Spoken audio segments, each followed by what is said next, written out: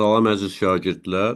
Bugün sizlər üçün ikinci bir writing izahı verəcəyəm.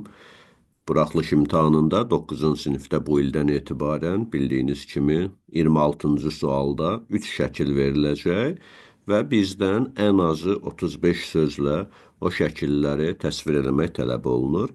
Ötən videoda da qeyd etdim ki, ballar əsasən meyarlara uyğun olaraq verilir. Yaxşı təsvir, şəkillər arasında ardıcıllığı qorunub saxlanması, qrammatik qaydalara əməl edilməsi və şagirdin söz bazasının daha geniş olması. Bu dəfə biraz fərqli bir şəkillər seçmişəm sizin üçün. Birinci şəkildən görürük ki, bir məktəbli oğlandır. O çox güman ki, imtahanları var, amma dərslərini oxumaq əvəzinə telefonunda daha çox vaxt keçirir. İkinci şəkildə artıq imtahan vaxtı gəlib çatıb və şagirdin vəziyyətinin o qədər də yaxşı olmadığını görürük və sonuncu şəkildə isə imtahan nəticələri onun istədiyi kimi keçməyib. İmtahan nəticələri onun istədiyi kimi deyil. Görək bu tipli tapşırıqları necə başlaya bilərik, əgər birinci şəkil təbiətdə deyilsə, yəni evin içərisindədirsə və bu cür situasiyaları necə vermək lazımdır?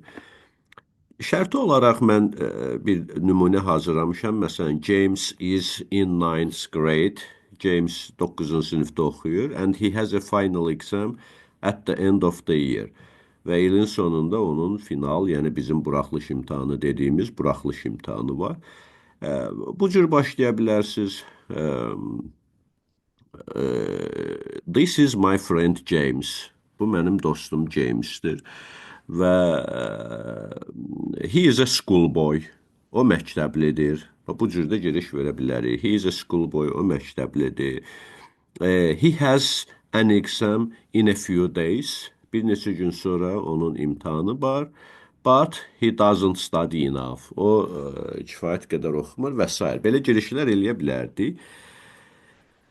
Ardınca bir James'in vəziyyətinə giriş eləyirik ki, however, lakin James is a bit lazy, biraz tənbəldir and he does not study much və çox oxumur.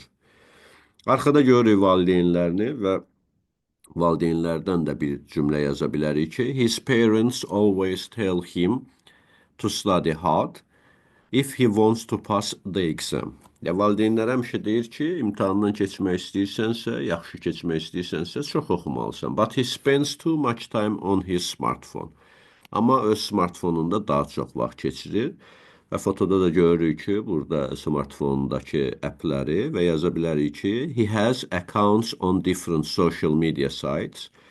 Fərqli sosial media saytlarında onun hesabı var and often chats with his friends instead of studying.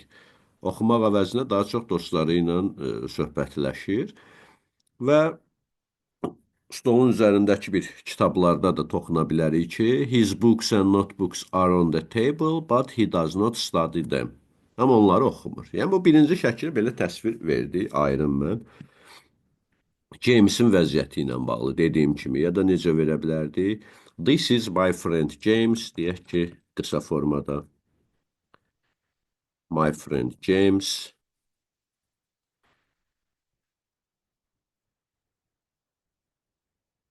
He is a good friend, but a bit lazy. O yaxşı dostdur, amma biraz tənbəldir.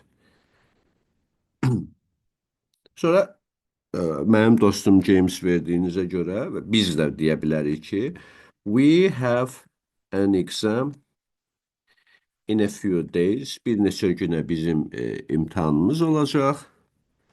But James' parents are worried. Amma James'in valideynləri narahatdır.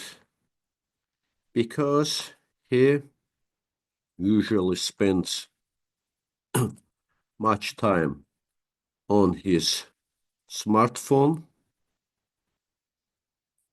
instead of studying. Vəsə, yəni gördünüz, daha bəsit formada da birinci şəkli vermək olardı. Və yaxud nisbətən geniş. İkinci şəkilə keçirik, artıq imtahan günü gəlib çatıb. One day, the time for the exam arrives. İmtahan günü olan vaxt gəlib çatır. James goes to the exam hall. Geniş təsvir eləyə. Əgər təsvir eləyə bilirsinizsə, yəni orada geniş 70, 80, 90 sözlə təsvir eləmək daha yaxşıdır. Çünki bu zaman artıq sizin işinizi yoxlayan markerdə sizin işiniz barədə çox xoş təəssürat yaranacaq. James goes to the exam hall. İmtahan zalına girir. There are a few students in the room. İmtahanda bir neçə tələbə var. The students sit at their desk və yaxud burada are sitting də verə bilərik. İndi sadəcə bir hekayələri danışarkən adətən ya present simple ya da past simple'dan istifadə eləmək daha yaxşıdır. Oturublar partalarında, they read the questions and try to find the right answers. Düzgün cavab tapmaq istəyirlər. Yuxarıda however işlətmişəm deyə, bu dəfə however yox, but verə bilərik, whereas verə bilərik. But James feels very confused. Amma James çaşıb qalıb, belə tərcümə eləyirik. Some of the questions are too difficult for him. Sualların bəziləri onun üçün olduqca çətindir and he does not know what to write. Və o bilmir ki, nə yazsın. He feels stressed, narahat hiss edir özünü, and worried because he did not study enough. Çünki kifayət qədər çalışmamışdı. Və salam, ikinci şəkildə bu cür verə bilərik. Daha qısa da verə bilərsiniz ki, birinci bizim yuxarıda necə idi? Aha, instead of studying, when the time for the exam arrives, imtahan vaxtı gəlib çatanda, James understands, James başa düşür ki, he hasn't studied a lot. O çox oxumayıb. Because he has some difficulties to find the correct answers to the questions. Və salam, iki cümlə ilə də bu şəkli təsvir eləyə bilərik.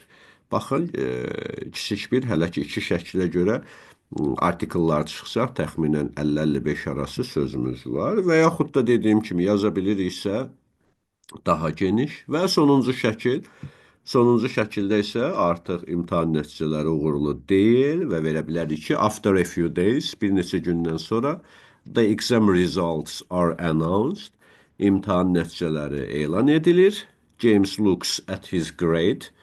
James qiymətinə baxır and feels sad and disappointed. Və məyus hiss edir özünü. His score is not good. Onun nəticəsi yaxşı deyil. Mən həmişə öz şagirdlərimə deyirəm. Yəni, məsələn, əgər sad sözünü də bilirsinizsə və disappointed sözünü də bilirsinizsə, işlətmək lazımdır. Məsələn, feels sad'ın əvəzinə feels sad and disappointed. He regrets not studying harder. Çox peşman olub, təəssüf eləyir çox çalışmadığına görə and realizes və başa düşür ki, that he spent too much time on his smartphone və o smartfonda çox vaxt keçirib. Now he understands that he had to study more for the exam. İndi o başa düşür ki, imtahan üçün çox çalışmalıydı. Və sözlər də burada önəmlidir. Baxın, məsələn, iki ardıcıl cümlənin ikisində də başa düşmək sözü var. Mən birində realize sözündən istifadə eləmişəm. Məsələn, digərində understand sözündən istifadə eləmişəm. Yəni, tutaq ki, bizdə necessary sözü lazımdır. Mətndə bunu 3-4 dəfə işlədəcəksə, biz hər dəfə necessary işlətməməliyik. Bir dəfə necessary, bir dəfə important, bir dəfə məsələn crucial ola bilər, significant ola bilər, vital ola bilər. Çünki zəngin söz ehtiyatı da sizin işinizi yoxlayan markerdə xoş təəssürat yarada bilər. Bu qədər. Növbəti videoda görüşənə qədər.